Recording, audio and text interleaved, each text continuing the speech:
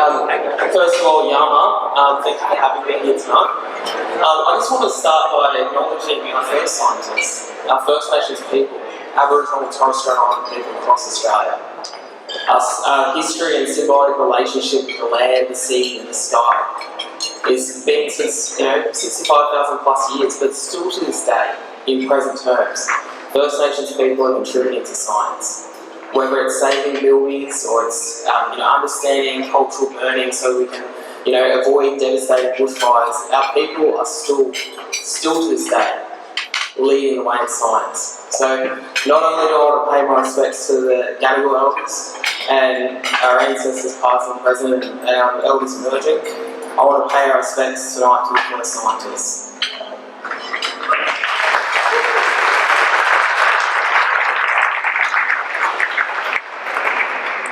As I said, I'm a Kamilaroi man. I'm a proud man. My family comes from Walgett in northern New South Wales. And when I was a kid, I really loved reptiles. I loved everything about reptiles. I'd chase the blue-tongued lizard in the backyard and it would bring me so much joy. But I didn't know how to read real well. But my grandfather gave me a book called Reptiles in Colour. And a few of the older people in the room will know who this person is, but Professor Harold Conger wrote the first ever book of Reptiles in Colour. And to give you context, that book was authored in 1982, and I got that in 1998. That book taught me how to read. It changed my life. I read it from back to front. My pop sat there and listened to me and read it. My older sister, read it to me, and I learned everything that book had. So, fast forward. I'm 16, I'm sitting in front of my career advisor. What do you want to be in your school? I want to be Harry Buck. I want to be Steve Irwin. I want to be able to tell other people about the magic of wildlife. And he turns around and says to me, he goes, you know what? Kids like you don't go to university. You need a degree in zoology. Stick to a trade. What I did, I was 16, I got on a bus and I went to a place called Roo Gully. And to give you context, it's in a place called Boyup, which is the second most popular country music festival in Australia. That's why I haven't heard. But from that moment on, I realised that responsibility. Because no longer was I a 16-year-old that couldn't even make some toast. I had 9 jollies to look after. But then fast forward 2 years later, I'm working at Shoalhaven Zoo, not known for its safety in OH&S. And my life changed again. I went through a traumatic experience where I lost my best friend to suicide. But I ended up shearing alpacas, because I saw an ad in the paper for an alpaca shearer, which is an alpaca handler, and I went around Australia and New Zealand shearing alpacas. And in that journey, I found out my pop, Cliff Walford, was a shearer. He was an Aboriginal man shearing just like I did. But as my journey went through science and I started working in labs and I started, understanding science and, getting my head around science and how it's actually all around us. The words that I'm using to you today is a form of chemistry. And kids make the best scientists. You know why? They ask the best questions. So I founded this thing called DeadlyScience, and you may not have heard of it, or you may have. You're not going to die, it's not related to COVID, but our people use the word deadly as a form of cool or awesome. So I started talking to these kids in Redfern and Waterloo, and they started coming to the University of Sydney where I worked as an animal technician. And I would work overtime, and I'd spend my Friday afternoons talking to these kids about science, talking about space stations, talking about glow-in-the-dark mice. Yes, they exist. Why? Because it's science. And science gives us hope. The hope to find a cure for cancer, the hope to find a COVID vaccine so we can go back to normal.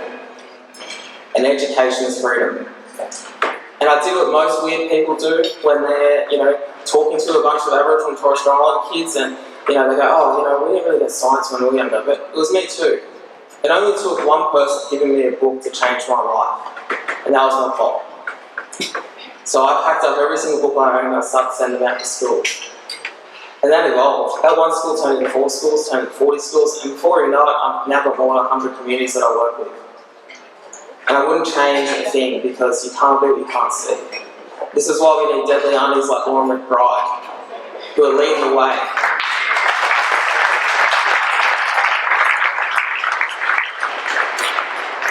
So as the DeadlyScience grew, and I played around with names, right?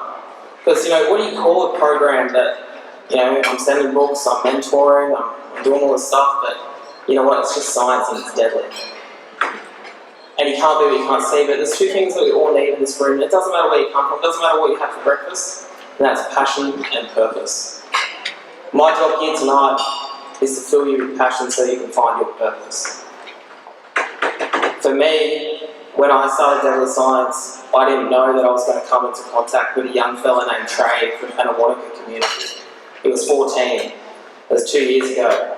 He didn't know how to read. He was kicked off the Clontarf sporting program, he was kicked out of class, and he just wanted to play AFL, and he didn't want to learn or anything like that, and he couldn't read. But I spent every afternoon with Trey and I taught this kid how to read, and now he doesn't want to be a deadly footballer, he wants to be a deadly geologist. Shout out to Trey.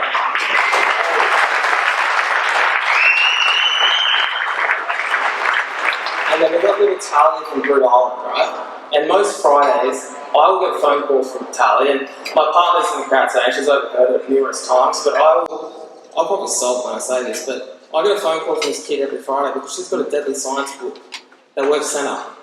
And I can't tell you how many times I've heard sea life or daddy penguins, and I've heard it way too many times, but I never get sick of it. And she's so proud that she knows that emperor penguins, the dad looks after the babies, right? And she shares that with me.